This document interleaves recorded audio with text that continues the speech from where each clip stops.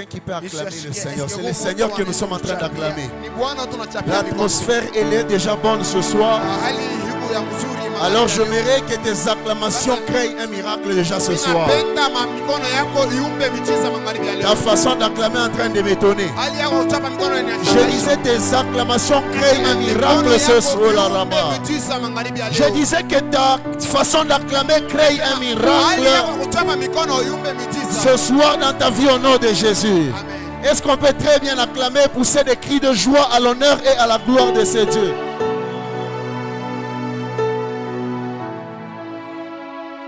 Écoutez.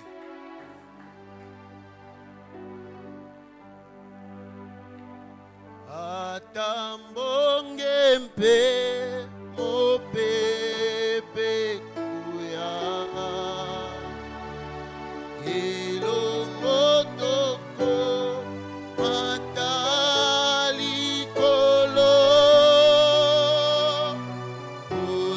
uyozamoko ziya mopepe nabangati nabangati nayebi yoza nabangati nayebi yoza oh nabangati nabangati nayebi yoza nabangati nayebi yoza atako pasi ekoumela na bomoi na nga nabanga te atako bakochola nga Yesu natalela yo naboyi koyiba kosala mabe mpo na yamba yo Yesu nandimi na nga baseka babwakisa nga kasi natikala sembo liboso na yo bongo ngai oyo mosala babenganye aya nasala nini balobi na nga napona entre Nzambe na mosala nga naponi oye atambonge tambonge mpe mopepeko elongo na ba elongo toko matalikolo oyozamoko ziya mopepe nabangati nayebi yoza nabangati nayebi yoza. Si tu crois qu'après ces 40 jours de prière, il y a quelque chose de nouveau qui commence dans ta vie, tu vas faire quelque chose qu'un cadavre ne peut pas faire en ce moment. Alléluia. Nous vous saluons au nom de Jésus. Nous disons merci à notre Seigneur de nous avoir sélectionnés encore ce soir, afin que nous puissions parler de sa part. Que le Seigneur nous bénisse abondamment. Nous disons gratitude à notre Père, lui qui est le porteur de cette vision, les gardiens de l'arche. Nous disons merci à Papa pour la considération, la confiance ainsi que l'amour. Nous disons merci aussi à notre maman. Nous disons merci au collège des serviteurs, les anciens, les administrateurs, ainsi que vous tous qui êtes là ce soir. Vous savez, nous n'avons pas eu la grâce des Jean-Baptiste. Nous, on prêche quand il y a les gens. C'est parce que vous êtes là et que nous pouvons parler de la part de Dieu. Que le Seigneur nous bénisse abondamment. Alors, sans plus tarder les temps, nous allons prendre nos Bibles. Nous allons lire. Et puis nous allons écouter ce que le Seigneur nous dira. Nous allons prendre le premier verset dans le livre de Luc chapitre 7, versets 17 à 22. Vous allez un peu souffrir, nous allons un peu beaucoup lire aujourd'hui, mais par la grâce de Dieu. Luc chapitre 7. S'il y a quelqu'un qui a trouvé, il peut nous lire. Luc chapitre 7, le verset 17 à 22, nous en aurons la parole de Dieu. Nous lisons Luc chapitre 7, 17 à 22, nous lisons notre Jésus. Amen. Cette parole sur Jésus s'est répandue dans toute la Judée et dans tout le pays, dans la tout alentour. Yes. Jésus fut informé de toutes ces choses par ses disciples. Yes. Il en appela deux et les envoya vers Jésus pour lui dire: es-tu celui qui doit venir ou devons-nous en attendre un autre? Arrivé auprès de Jésus, ils dirent: Jean-Baptiste nous a envoyés vers toi et pour dire: es-tu celui qui doit venir ou devons-nous en attendre un autre? À l'heure même, Jésus guérit plusieurs personnes de maladies, d'infirmités et d'esprits malins, et il rendit la vue à plusieurs aveugles. 22. Et il leur répondit: allez rapporter à Jean ce que vous avez vu et entendu. Les aveugles voient, les boîtes marchent, les lépreux sont purifiés, les sourds entendent, les morts ressuscitent. La bonne nouvelle est annoncée aux pauvres. Parole du Seigneur. Est-ce qu'on peut acclamer pour cette parole? Veuillez vous asseoir. Papa, vous pouvez nous lire encore Actes des Apôtres chapitre 1, chapitre 3, le verset 1 à 6.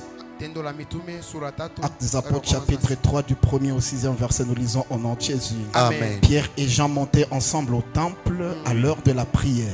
C'était la 9e heure.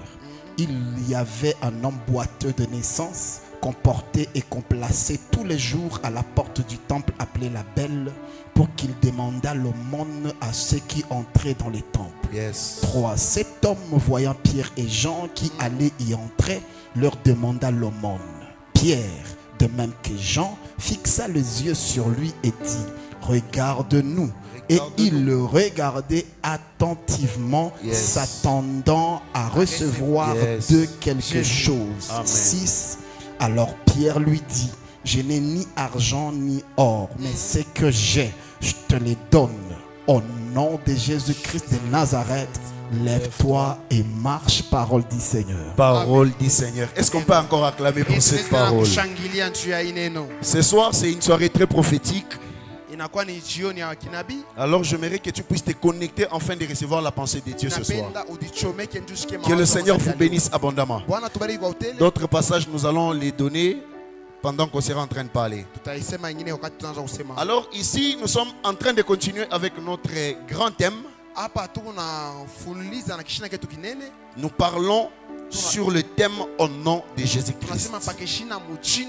C'est ça notre thème. Le jour où j'ai lu ce thème, moi-même là, j'ai été troublé d'abord. Au nom de Jésus-Christ. Qu'est-ce que j'ai compris d'abord en entrant dans ce thème? C'est qu'au nom de Jésus, c'est une déclaration. Alléluia. C'est-à-dire le nom de Jésus, c'est un nom qui est souverainement élevé selon que la Bible dit. Mais quand on est en train de nous parler ici du thème qui dit au nom de Jésus-Christ, c'est-à-dire c'est une déclaration face à un problème. C'est-à-dire c'est une déclaration face à une situation. C'est-à-dire quelqu'un se retrouve devant un problème. Lorsqu'il veut parler, il parle au nom de Jésus. Est-ce que vous allez vous souvenir un jour dans la Bible, Jésus-Christ enseigne ses disciples. Il dit à ses disciples: tout ce que vous allez demander à mon nom, mon Père vous donnera cela. Qu'est-ce que j'avais compris par là? C'est-à-dire, Dieu n'exauce pas la prière, mais Dieu exauce le nom de Jésus de Nazareth. Alléluia. C'est-à-dire, lorsque nous sommes en train de prier, nous prions au nom de Jésus. Lorsque nous sommes en train de prier et que nous voulons avoir la réaction, le nom de Jésus, qu'est-ce que ça fait? Lorsque Dieu est en train d'entendre quelqu'un en train de prier, en train de demander quelque chose, Dieu cherche à voir la personne, c'est qui? Qui est cette personne qui est en train de demander la chose? Mais lorsque Dieu cherche à savoir la personne, c'est le nom de Jésus-Christ qui paraît à la place de la personne. À la place de Vital, c'est le nom de Jésus qui va apparaître, afin que la prière soit exaucée. Maintenant ici, on vient de nous lire, il y a un jour, on nous a parlé d'un homme qui était boité de naissance. Cet homme, il était né boité. Il ne savait pas marcher. Il ne savait pas faire de mouvement. La seule chose que la Bible nous a précisé, c'est que cet homme, on le portait chaque jour et on allait le déposer à l'entrée du temple, afin que cet homme-là demande au moins à quoi vivre. C'est-à-dire, il devrait demander l'offrande qu'on appelait aumône. Voilà comment est-ce que la vie de cet homme a été conditionnée. Alléluia. Alléluia. Voilà comment est-ce que la vie de cet homme a été conditionnée. Cet homme était en train de demander l'aumône chaque jour. Chaque jour de sa vie, il demandait. C'est que sa vie à lui dépendait des gens. Il aurait fallu que les gens puissent aller au temple. Quand les gens vont le voir au temple, ils auront compassion de cet homme et on lui donnera quelque chose. C'est lorsqu'on lui donnera quelque chose que cet homme mangera et vivra. Et chaque jour il en était ainsi. Chaque jour il en était ainsi. On pouvait transporter cet homme. On pouvait le remettre à sa place. On pouvait l'amener à la maison. Et puis on le ramène à son endroit habituel. Cet homme était habitué à vivre cette vie de souffrance. Cet homme était habitué de vivre cette vie de médiocrité. Mais écoute, il y a une chose. Un jour, c'est-à-dire, malgré les problèmes qui peuvent subsister dans ta vie, tu dois être persévérant en ayant la foi, en disant qu'un jour ça changera. J'aimerais dire à quelqu'un, ta souffrance là n'est pas éternelle. J'aimerais dire à quelqu'un, ta maladie n'est pas éternelle. J'aimerais dire à quelqu'un, ton problème n'est pas éternel. Ton problème a une fin. Ton problème a une fin. Un jour cet homme, on l'a transporté comme d'habitude. On est allé le déposer à l'entrée du temple, afin qu'il demande l'aumône, papa. Mais il y a quelque chose qui s'est fait. Il est arrivé un moment, la Bible précise, c'était à la 9e heure. Pierre et Jean montaient au temple pour aller prier. Mais pendant qu'ils montaient au temple, cet homme l'a vu de loin. Il les regardait. Il voulait demander quelque chose. Mais lorsque ces gens-là arrivent, il leur demande, donnez-moi quelque chose. J'ai aimé la réaction des disciples. J'ai aimé la réaction des disciples. Ils ont dit à cet homme, regarde-nous. Pendant qu'il les regardait, il y a quelqu'un qui a parlé. Il dit, moi tel que je suis là, je n'ai ni or, je n'ai ni argent, mais ce que j'ai, je te le donne. Je pose la question, qu'est-ce que cet homme avait? Qu'est-ce que cet homme avait qui pouvait dépasser l'argent Qu'est-ce que cet homme avait qui pouvait dépasser ce que cet homme est en train de demander? Qu'est-ce que cet homme avait qui pouvait demander le pain, qui pouvait dépasser le pain? Cet homme avait le nom de Jésus-Christ. Alors il dira, au nom de Jésus-Christ, lève-toi et marche. Qu'est-ce que je me dis? C'est-à-dire, la première des choses, s'il y a un nom que la maladie craint et obéit, c'est le nom de Jésus. Je ne te parle pas du nom de ta famille. Je ne te parle pas du nom de ton père spirituel. Je ne te parle pas du nom de ton père biologique. Mais je te parle du nom de Jésus de Nazareth. Je te parle du nom de Jésus-Christ. Ces gens-là ont dit à cet homme, lève-toi et marche. Aussitôt, on l'a soulevé cet homme. Et cet homme a marché. Depuis sa naissance. Quelqu'un qui n'avait jamais marché. Quelqu'un qui ne connaissait pas marcher. Mais ce jour-là, lorsqu'on a déclaré seulement le nom de Jésus, cet homme s'est levé. Voilà ma première déclaration ce soir. Au nom de Jésus-Christ de Nazareth, tout ce qui était infirme dans ta vie va se relever ce soir. Oh, tu n'as pas dit un bon amen. J'étais en train de dire, tout ce qui était informe dans ta vie va prendre la forme, pas au nom de ton église, pas au nom de ta famille, mais au nom de Jésus, mais au nom de Jésus, mais au nom de Jésus, mais au nom de Jésus.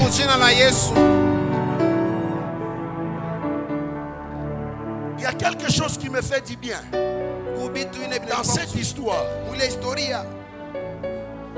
C'est que cet homme, avant qu'on ne puisse le guérir, cet homme n'avait pas accès à entrer au temple.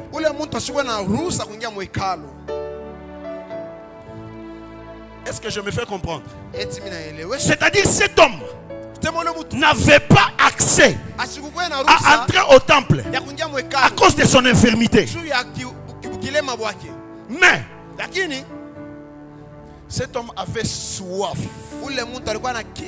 d'entrer d'abord dans les temples. Il voulait voir qu'est-ce qui s'est passé réellement dans les temples. Voilà pourquoi David, il a raison de dire, je suis dans la joie quand on me dit, allons dans la maison de l'Éternel. Qu'est-ce que j'aimerais dire par là? La Bible déclare, béni soit les pieds qui entre dans le temple de l'Éternel. C'est-à-dire dans le temple là-dedans, il y a une bénédiction particulière que Dieu a déjà disponibilisée. Cet homme, depuis sa naissance, il aspirait à cette bénédiction-là. Parce que la Bible déclare, lorsqu'on l'a soulevé et que cet homme commence à marcher, la première des choses que cet homme a fait, il n'est pas rentré dans sa maison. Il n'est pas rentré dire aux gens que Dieu m'a guéri. La première des choses qu'il a fait, c'est d'entrer d'abord dans le temple. Et comment est-ce qu'il entrait dans le temple? La Bible déclare, il entrait dans le temple en marchant et puis en sautant. Oh, donne-moi un bon amen. Si tu es en train d'écrire, écrire en sautant, je reviendrai. Alléluia. Cet homme avait la soif d'entrer dans le temple. Mais ce jour-là, l'opportunité s'est permis. Lui aussi avait droit d'entrer à cause du nom de Jésus. Est-ce que je peux bénir la vie de quelqu'un ce soir en disant ceci? Le nom de Jésus-Christ, c'est un nom qui brise les limites et les jougs. Ton amen a un problème. Je disais le nom de Jésus, c'est un nom qui brise la malédiction générationnelle. Je disais à quelqu'un, le nom de Jésus, c'est un nom qui brise la malédiction familiale. Le nom de Jésus te donne l'accès d'entrer là où le monde t'a interdit. Le monde avait interdit à cet homme d'entrer dans le temple. Mais le nom de Jésus-Christ est venu donner l'accès. Cet homme, normalement, il devrait entrer dans le temple afin d'aller savourer aussi la présence de Dieu. Le nom de Jésus-Christ. Le nom de Jésus-Christ. Je rentre en arrière. Un jour, il y a quelque chose qui s'est fait. Dans Luc chapitre 7, la Bible dit, un jour, Jean a été emprisonné. Lorsqu'on l'a emprisonné, Jean dans la prison qu'il était, il apprend quelque chose, que Jésus est en train de faire des miracles. Jésus est en train d'opérer des grandes choses. Jean appelle ses disciples, il les envoie. Allez poser la question à cet homme.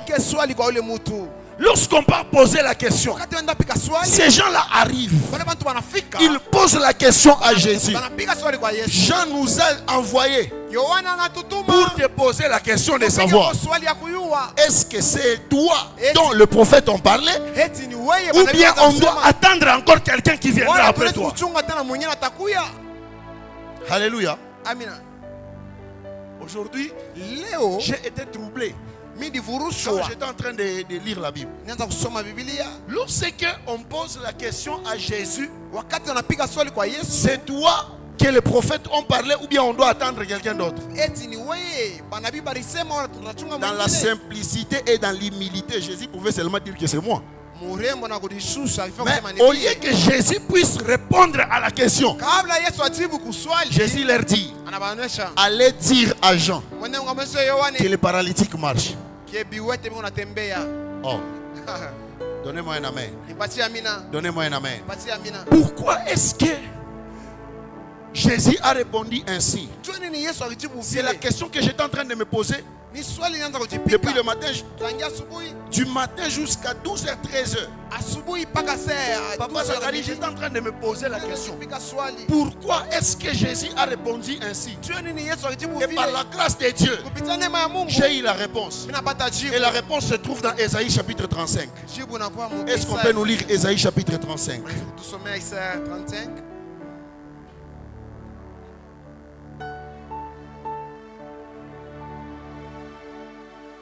Ésaïe chapitre 35, le verset 4 à 6. Écoutez ce que la Bible dit. Verset 4 à 6, nous lisons au nom de Jésus. Amen. Dites à ceux qui ont le cœur troublé, prenez courage, ne craignez point. Voici votre Dieu. La vengeance viendra, la rétribution des dieux. Il viendra lui-même et vous sauvera. Il viendra lui-même et vous sauvera. Alors s'ouvriront les yeux des aveugles. Alors s'ouvriront les yeux des aveugles. S'ouvriront les oreilles des sourds. Alors les boiteux sautera comme un cerf. Alors les boiteux sautera comme un cerf, et la langue du muet éclatera de joie. Alléluia. Car des eaux jailliront dans les déserts et des ruisseaux dans la solitude. Parole du Seigneur. Parole du Seigneur. Est-ce que vous avez compris au moins? C'est-à-dire, la réponse que Jésus a donnée, c'était la prophétie que Ésaïe avait déjà donnée. Ésaïe avait déjà dit, voici celui qui viendra. Les signes qui vont manifester pour montrer vraiment que c'était lui. Il y aura les boiteux qui vont marcher. Il y aura les sourds qui vont entendre. Il y aura des aveugles qui vont voir. Maintenant, lorsque Jean était dans la prison, cherchant la réponse, et Jésus donna la réponse, allez leur dire que les boiteux marchent. C'est-à-dire, lorsque Jean apprend déjà cette nouvelle, il comprend que c'était bien Jésus qu'on parlait. Écoutez le 6e verset ici, ça m'a plu. Il dit ceci: alors le boiteux sautera. Cette réponse ici, ou cette prophétie qu'Ésaïe a donnée, Ésaïe a donné cette prophétie à cet homme qui était à la porte de la belle. Les boiteux dans des actes des apôtres 3, c'était celui-là qu'on était en train de parler ici. Puisque lorsqu'on l'a soulevé et qu'il a voulu commencer à marcher, il était en train de marcher en entrant dans le temple, en marchant et puis en sautant. Alors qu'ici on est en train de dire, le boiteux sauteront. Ma prière pour quelqu'un, à partir de ce soir, tout ce que le diable va mettre dans ton chemin, toi tu vas sauter cela afin d'entrer dans ta gloire. Toi tu vas sauter cela et afin d'entrer dans ta gloire. Le piège du monde des ténèbres ne t'atteindra pas au nom de Jésus. Le piège du monde des ténèbres ne t'atteindra pas au nom de Jésus. Cela ne t'atteindra pas au nom de Jésus. Cela ne t'atteindra pas au nom de Jésus. Cela ne t'atteindra pas. Cela ne t'atteindra pas. Cela ne t'atteindra pas. Si on a voulu te voir échouer, ils te verront réussir. Et j'ai aimé ce que papa a dit. Papa a dit ceci: les gens qui ne croyaient pas en toi, ce sont les mêmes personnes que Dieu va utiliser afin qu'ils t'acclament. Ton amène a un problème. Je disais que ton amène a un problème.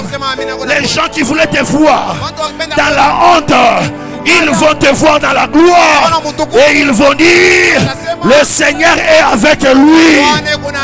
Tu me donnes amen, cela tombe sur toi au nom de Jésus. Tu me donnes amen, cela devient ton partage au nom de Jésus.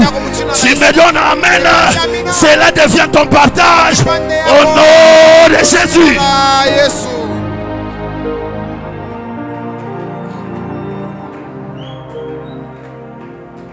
Au nom de Jésus-Christ. Le nom de Jésus-Christ. Oh mon Dieu. Ésaïe chapitre 35, le 4e verset. La Bible dit: dis à ceux qui ont le cœur troublé, prenez courage et ne craignez point. Je donne raison à cette sœur qui a chanté une chanson en disant: il est le trouble qui trouble, les troubles qui nous troublent. Lorsque ton cœur est troublé, le nom de Jésus-Christ vient apaiser ton cœur et te donner la paix. Il n'y a que toi qui acclames, qui comprends ces choses. Alléluia. Alléluia. Attendez, il y a quelque chose que j'aime.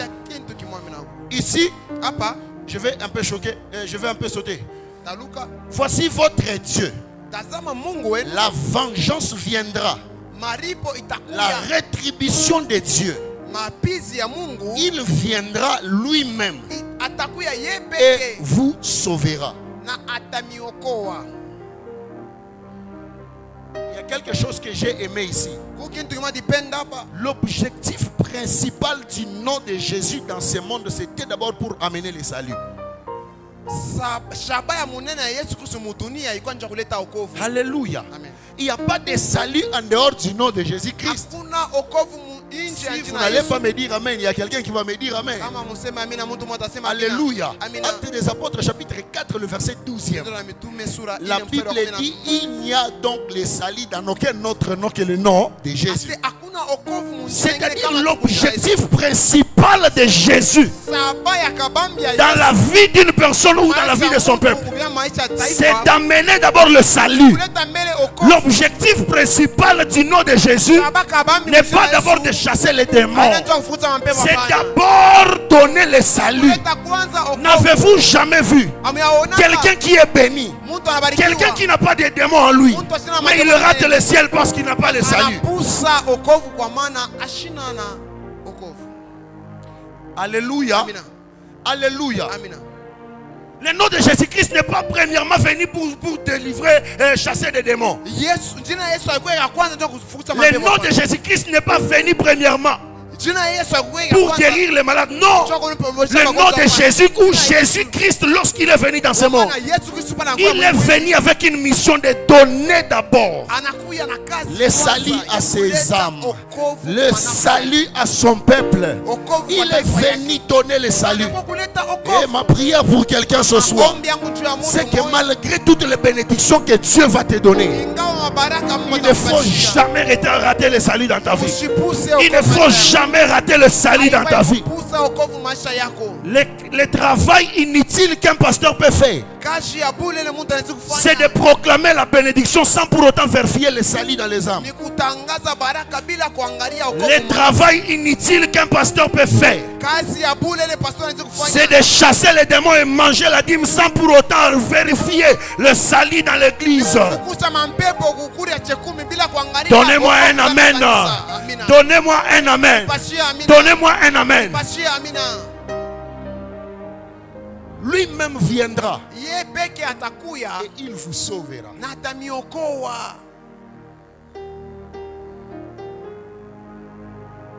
C'est la première dimension. La deuxième dimension, lorsque Jésus vient maintenant, il vient maintenant pour guérir. Il vient maintenant pour rendre libres les opprimés.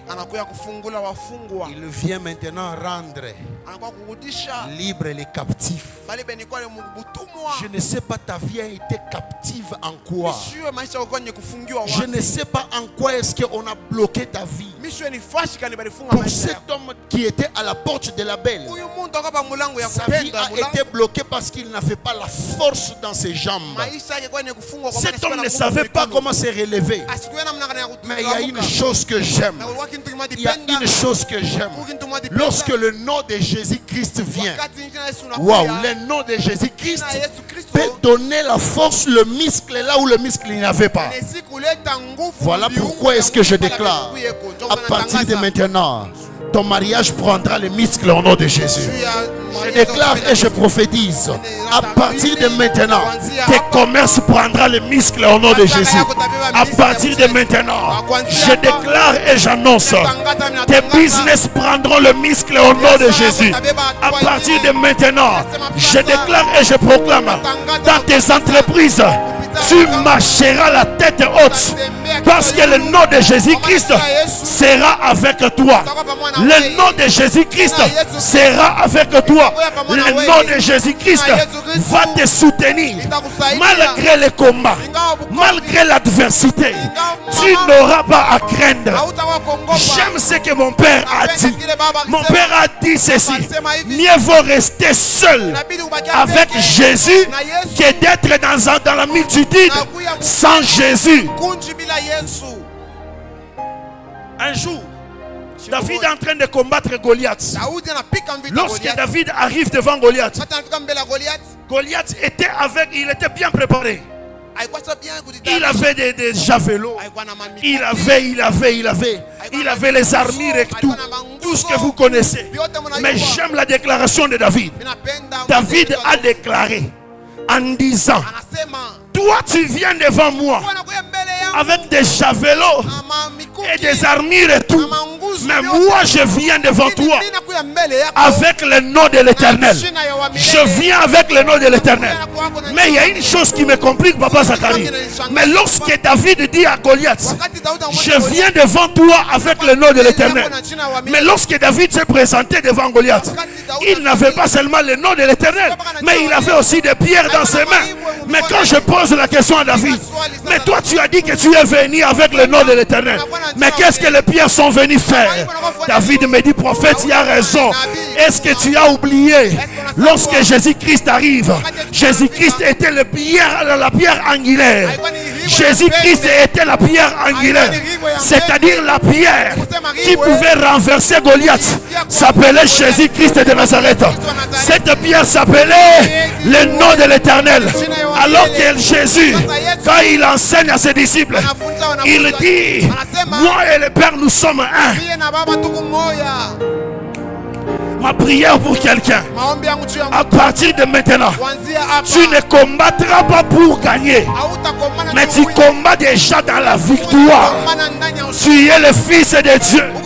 La Bible me dit, Jean chapitre 1, le verset 12, la Bible dit: à tous ceux qui l'ont reçu, à ceux qui croient en son nom, elle leur a donné le pouvoir de devenir enfants de Dieu.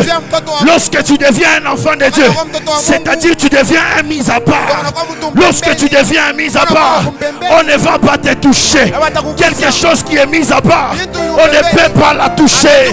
La chose qui est mise à part, on ne peut pas la toucher.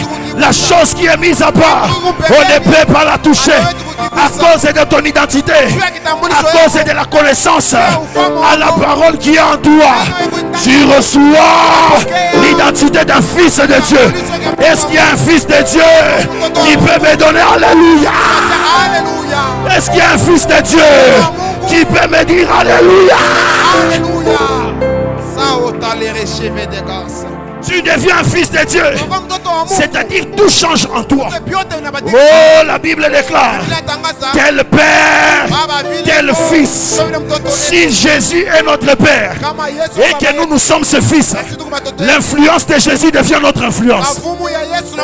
Je savais que tu n'allais pas dire amen. J'étais en train de dire ceci. La Bible dit tel il est, tel nous sommes. Si Jésus c'est un Dieu glorieux, à partir de maintenant, Génovique, tu marcheras aussi dans la gloire. Si Jésus-Christ, il a ressuscité les morts, c'est-à-dire cette grâce-là coule aussi dans ta vie. Ressuscite les morts dans tout ce que tu fais. Ressuscite les morts au nom de Jésus. À partir de maintenant, je prie et je déclare, toi qui es en train de m'écouter ce soir, reçois le pouvoir et l'autorité dans la parole de Dieu. Dans la parole de Dieu. J'en dis, au commencement était la parole. La parole était avec Dieu. Cette parole, elle était Dieu. Elle est venue habiter au milieu des humains. Cette parole est venue habiter au milieu des hommes. J'ai une bonne nouvelle. Tel que tu es là, tu n'es pas seul. Tel que tu es là, tu n'es pas seul. Tel que tu es là, tu n'es pas seul. À partir de maintenant, que ton ministère shift au nom de Jésus. À partir de maintenant, tes commerces shift au nom de Jésus. Toi qui as besoin d'un capital, je te présente le nom de Jésus qui va te donner la capitale. Jésus-Christ, il est le Père lorsqu'on a besoin d'un Père. Jésus-Christ, il est le consolateur quand nos cœurs se sentent affligés. Jésus-Christ, il est la porte pour ouvrir afin de te faire entrer dans la gloire. À partir de maintenant, tout ce que Jésus est, la plénitude de Jésus, la grâce qui coulait sur lui, repose dans ta vie au nom de Jésus.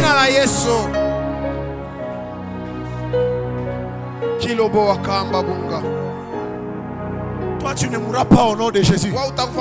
Écoutez, tu ne connaîtras pas d'accident au nom de Jésus. Puisque tu as passé 40 jours en ces lieux. Les pieds qui courent dans la maison de l'Éternel, c'est les pieds bénis. Chaque jour. Est-ce que tu te rends compte que tu as 40 bénédictions là où tu es? Est-ce que tu te rends compte que tu as 40 bénédictions telles que tu es là? Est-ce que tu te rends compte que tu as 40 bénédictions? Écoutez, c'est le nom de Jésus-Christ qui élève. C'est le nom de Jésus-Christ qui bénit. Chaque bénédiction en dehors de Jésus, c'est du diable. Chaque bénédiction en dehors de Jésus, c'est du diable. C'est Jésus-Christ qui élève. J'ai toujours vu, surtout des hommes de Dieu, chers hommes de Dieu, arrêtez de vous confier aux hommes. La Bible dit qu'ils sont maudits celui qui se confie dans l'homme. Aujourd'hui, nous sommes dans un monde, au lieu de présenter Jésus, les gens commencent à présenter leur pasteur. J'ai l'audace de dire, il n'y a aucun pasteur qui est monté à la croix pour mourir pour une âme. Aucun pasteur n'est monté à la croix et mourir pour une âme. Aujourd'hui, ce qui est bizarre, au lieu d'être fanatique de Jésus, les gens sont fanatiques du pasteur. Les gens sont fanatiques du pasteur. Au lieu d'être fanatiques de Jésus, il y a des gens qui s'associent avec les gens, avec d'autres personnes, pour avoir le succès dans le ministère. Écoutez une chose, celui qui donne le succès dans le ministère, c'est Jésus-Christ et aussi la parole de Dieu. C'est Jésus-Christ aussi la parole de Dieu. Arrêtez de faire des hommes qui viendront propulser votre ministère. Oh non, si j'appelais cet homme de Dieu, sa grâce va propulser le ministère. Arrêtez. La machine de production de miracles et de grâce, c'est la parole de Dieu. C'est la parole de Dieu. C'est la parole de Dieu. Ne savez-vous pas que la Bible déclare, lorsque cette parole est venue, elle était remplie de grâce. Ma prière pour quelqu'un, c'est qu'à partir de maintenant, vis la grâce de l'Éternel dans le nom de Jésus. Vis la grâce de l'Éternel dans le nom de Jésus. Vis la grâce de l'Éternel dans le nom de Jésus. Vis la grâce de l'Éternel dans le nom de Jésus. Vis l'épanouissement dans le nom de Jésus. Vis l'épanouissement dans le nom de Jésus. À partir de maintenant, tout ce qui était bloqué dans ta vie, la parole de Dieu, elle vient afin de te donner la clé qui va ouvrir les choses qui étaient impossibles.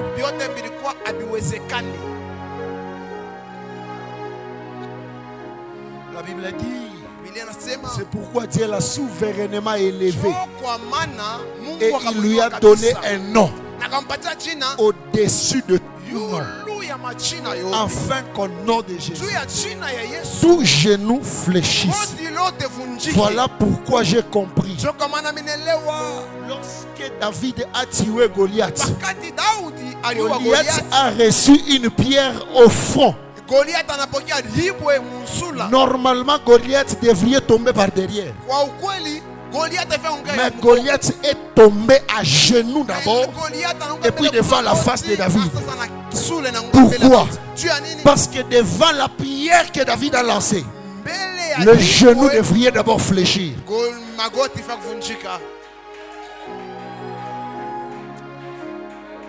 Je te bénis ce soir. Même toi qui m'écoutes à l'internet, même toi qui me suis en ligne, je bénis tes mégas. Je bénis ta vie au nom de Jésus.